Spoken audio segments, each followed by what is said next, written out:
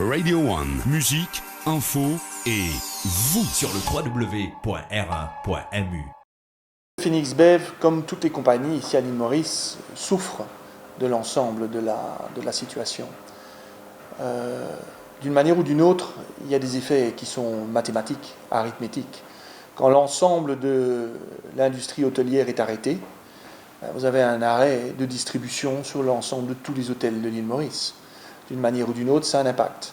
Après, quand vous avez une réduction substantielle, quasiment réduite à zéro, d'arrivée des touristes aujourd'hui, malgré qu'on ait ouvert à travers la possibilité de passer en quarantaine, d'une manière ou d'une autre, le taux de tourisme, que je ne connais pas, mais qui reste relativement réduit par rapport à ce qu'il était avant le Covid, sont des gens qui ne sont pas que dans les hôtels tout le temps. Ils se promènent dans l'île Maurice, ils vont manger à gauche ou à droite, donc d'une manière ou d'une autre, tout ce qui est lié à hôtels, restaurants, cafés, qui est une autre partie, un autre canal de distribution important pour nous, en dehors des hôtels en eux-mêmes, est affecté d'une manière ou d'une autre, puisque ces touristes ne sont plus là. Enfin, le Covid en lui-même, ayant déjà affecté une série de personnes qui ont malheureusement perdu leur emploi, fait que le reste des Mauriciens qui travaillent se montrent relativement prudents par rapport à la situation et donc fréquentent moins les lieux qu'ils avaient l'habitude de fréquenter il y a quelques mois encore. Bon, maintenant, ça n'empêche pas que nous sommes une compagnie qui sommes extrêmement résilients et que l'ensemble de notre business ne passe pas que par les food courts et par les hôtels. Donc on a la chance d'avoir lutté les dernières années et d'avoir réussi à créer une indépendance dans les circuits de distribution, renforcer notre traditionnel business, renforcer l'ensemble des autres canaux dans lesquels nous opérons, et ça nous permet de résister relativement bien par rapport à d'autres compagnies. Toute crise amène des opportunités. Donc d'une manière ou d'une autre, une des choses qu'on a faites, il y a deux choses qu'on a faites. On a dit, la première chose, on doit faire en sorte que notre workforce, nos travailleurs, les gens qui constituent Phoenix Beverages, l'âme de notre compagnie, puissent être sûrs qu'on va tout faire pour garantir l'emploi et les salaires dans les jours, les mois et les semaines à venir. Donc on a fait un énorme exercice de cost reduction en interne, chez nous, pour permettre de faire en sorte qu'on n'ait pas abordé ce sujet-là devant un conseil d'administration. En tout cas, so far, on a été suffisamment bon que pour ne pas devoir en parler. La deuxième chose, c'est d'amener les choses vers l'innovation.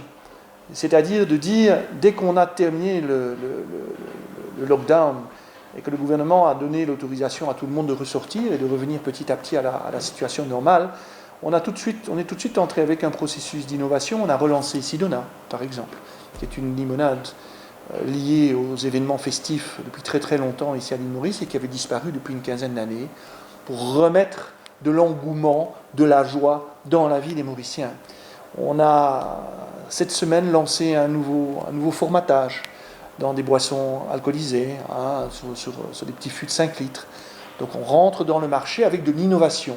Entrer dans le marché avec de l'innovation, c'est exciter le marché. C'est amener de la curiosité au niveau des consommateurs et c'est faire en sorte qu'on crée la différence par rapport à des produits importés et faire en sorte que les Mauriciens continuent à se retrouver, sur le portefeuille existant, mais surtout aient envie d'amener et de toucher, de chercher à goûter de nouvelles choses qu'on offre. Donc il y en a 2 qui ont été faites depuis qu'on a levé le lockdown, et il y en a d'autres à venir pour les mois à venir. Ça, c'est la bonne nouvelle. Donc on va continuer innovation pour le marché de Maurice, exactement de la même manière à l'île de la Réunion, qui sont des marchés qui sont relativement proches. Il y a de l'innovation qui est prévue, il y a des nouveautés qui sont prévues. Il faut que nous, à Maurice, et l'île Sœur, les consommateurs soient toujours au centre de nos préoccupations. On va renouveler un investissement de plus de 250 millions de roupies sur une ligne de RGB, une ligne de bouteilles de verre qui avait plus de 40 ans à la limonaderie là-bas. Donc on entre dans le sustainability business, on investit plus dans le verre, on va faire d'autres choses avec le verre que ce qu'on a eu l'habitude de faire dans le passé. C'est de nouveau de l'innovation, mais c'est aussi beaucoup d'investissement, c'est un gros pari. J'ai reçu ces caisses pendant le Covid, j'aurais pu garder tout en caisse pendant une année. J'ai reçu d'autres caisses pour un autre projet dans de l'alcool. J'aurais pu les laisser dans les caisses. Ils sont en train d'être montés. Ça veut dire que l'investissement continue à être là. L'actionnariat continue à croire en nous et à dire que le Covid est temporaire. On va trouver une solution au Covid. C'est ça le message qu'il faut passer. Il faut fonctionner comme un team, tous ensemble, avoir beaucoup de communication, de transparence en interne, et puis continuer à investir là où il faut investir. L'environnement, le sustainability, est un key block, est un grand challenge pour la prochaine génération. Qu'est-ce qu'on va faire avec le PET? On a un gros plan avec le PET. Qu'est-ce qu'on va faire demain matin avec les bouteilles biodégradables? On a un grand plan avec des bouteilles biodégradables. Qu'est-ce qu'on va faire avec le verre? Quelles sont les autres catégories qui sont perçues plus health issue à moyen terme? Donc, où est-ce qu'on va pouvoir rentrer? Là aussi, on a des plans. Je ne peux pas vous disclaimer tout ça maintenant, c'est très clair. Mais il y a des choses dans l'innovation, derrière ces sujets qui sont environnementaux ou sociétaux comme la santé, ou l'individualisation des cellules familiales, ou moins larges qu'elles n'étaient avant pour des cocons plus réduits. Tout ça, ce sont des sujets qui doivent être embraced pour pouvoir amener votre portfolio à entrer dans des catégories où vous n'êtes pas aujourd'hui. Aujourd'hui, on fait certaines choses. Peut-être demain, on va faire d'autres catégories de produits en liquide qui peuvent mieux répondre aux besoins des Mauriciens. Et pour ça, quand vous mettez tout le monde ensemble, eh bien, vous passez à travers la crise. Donc, le Covid, c'est une opportunité pour, et là je vais répondre probablement à une de vos autres questions, de se développer encore ailleurs, que là où on ne l'est sur nos sites industriels ici ou à l'île de la Réunion, là où on l'est en termes d'exportation, parce qu'on exporte dans une série de pays, en dehors de ce qu'on fabrique industriellement. On exporte en France, on exporte en Angleterre, on exporte en Australie, on exporte dans différents pays, mais surtout d'acquérir d'autres business. Moi je pense qu'il n'y a pas de solution totale dans un sens.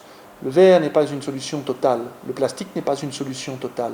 C'est l'ensemble qui doit trouver une solution. Je pense que le réel challenge, c'est l'impact du CO2 sur l'environnement à moyen terme et sur la planète. Plus que simplement le plastique ou le verre, ou d'autres conditionnements comme le carton, ou comme d'autres plastiques. Parce que moi je fais du PET dans le plastique, mais il y a différents types de plastique. Il y a du plastique en PET et puis il y a du plastique HDPE par exemple. Il y a d'autres produits mis dans d'autres types de plastique. Donc, on a une industrie qui est là. L'industrie, elle a une volonté de participer activement avec le gouvernement à des plans pour améliorer le taux de récupération de plastique qu'on a déjà. Pour la petite histoire et pour la bonne affaire, vous devez savoir que nous, en termes d'entités privées, nous récupérons déjà de nos PET plus de 40% de tout ce que nous produisons. Depuis plusieurs années, il y a une entité qui fonctionne ici et avec laquelle nous fonctionnons, et deux compagnies privées qui sont, pour ne pas les citer, Polypet et Réseau Green, avec qui on travaille et qui récupèrent du plastique. Nous payons sur initiative privée, en dehors de la taxe de 2 roupies par préforme soutirée, que je verse au gouvernement. Nous avons une initiative privée qui nous permet de récupérer 40% du PET que nous fabriquons. Nous le savons puisque c'est exporté vers l'Afrique du Sud. Donc, il y a une intervention de l'État qui vient refund une partie tout ce que nous payons là-dedans. Donc, basé sur les bill of lading, vous savez ce que vous produisez, vous savez ce que vous exportez, vous faites la différence, c'est très simple. Maintenant, ce qui est demandé par le gouvernement, et à sa juste valeur, c'est d'augmenter ce pourcentage de 40 à 50, 60, 70, 80%, 90%, qui serait de state of the art. Là, on se comparait aux meilleurs pays d'Europe, sachant que la France ne fait pas beaucoup plus que 45%, l'Angleterre un peu moins que nous. Donc, on peut quand même se dire que l'île Maurice n'est pas si mal située que ça, so far. Allons dire qu'on a un grand room for improvement, on a une vraie volonté de participer avec le gouvernement est très très willingness de nous voir travailler avec lui là-dessus, et on va le faire, et on va trouver une solution. Ça, c'est le plastique. Comment le recycler, comment réintroduire du plastique dans d'autres préformes, comment utiliser du plastique dans d'autres formes d'énergie. Il y a différentes réflexions qui sont faites là-dessus. Après, le verre, c'est pareil. Il faut mettre plus de verre à disposition, il faut entrer dans d'autres catégories de produits, il faut donner des offres avec plus de verre, pour donner le choix aux Mauriciens d'entrer dans plus de verre, et réduire à ce moment-là le plastique. Après, il faut regarder les autres types de plastique, autres types de conditionnement, il faut regarder le carton, il faut regarder où vont les taxes, il faut regarder d'avoir un fair field taxation at high level. Je pense qu'il faut regarder l'ensemble des catégories. On a une volonté de développer notre turnover à l'étranger. D'une manière ou d'une autre, vous êtes devant des réalités. L'île Maurice a un territoire, a une population et a une démographie. Cette démographie, elle est connue. C'est un secret pour personne. Vous avez une population qui était à 1 300 000 habitants. Quand je suis arrivé il y a quelques années à l'île Maurice, elle est moins que ça. Regardez par pyramide d'âge comment ça évolue, combien d'enfants il y a par famille, le taux de naissance, le taux de décès. Faites les calculs, allez voir les statisticiens, vous allez voir dans 20 ans, dans 30 ans, à quel niveau sera la population de Maurice. Donc si vous voulez avoir un turnover qui grandit, vous devez nécessairement chercher à avoir vos relais de croissance à l'extérieur. Parce que le marché, il est mature, il va devenir encore un peu plus mature à l'île Maurice, mais il ne va pas grandir de façon exponentielle. Donc pour nous, les sources de croissance sont à l'extérieur. Je vous ai répondu en vous disant que cette année, on a cherché différents projets, on est à l'étude sur ces projets, il y a des choses qui pourraient potentiellement venir. Que ce soit dans la sous-région, dans les pays que vous avez mentionnés, il y a des opportunités vraisemblablement, mais ça peut être plus loin, ça peut être East Africa également, et je ne me limite pas à ça, ça peut être de l'industriel, ça peut être de la distribution. Demain matin et après-demain, on peut aller chercher ailleurs des relais de distribution sur des marchés encore plus matures, sur d'autres continents à ce moment-là. Radio One sur le www.r1.mu.